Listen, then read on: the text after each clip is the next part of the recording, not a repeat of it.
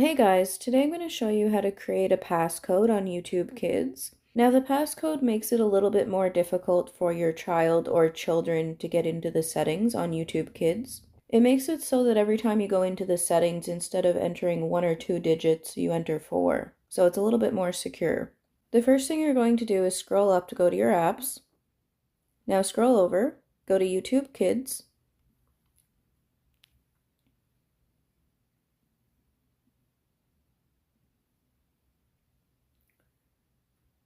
Now click on the little lock icon beside privacy, enter the answer, and click submit. Now go to settings, scroll down. Under parent verification, you're going to go to create passcode.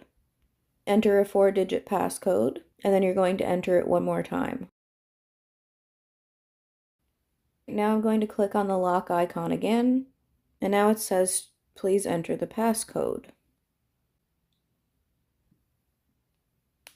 So that's how you set up a passcode for YouTube Kids to make it a little bit more secure so that your child or children can't get into the parental settings. I hope you guys enjoyed this video, and I'll see you in my next one. Bye for now.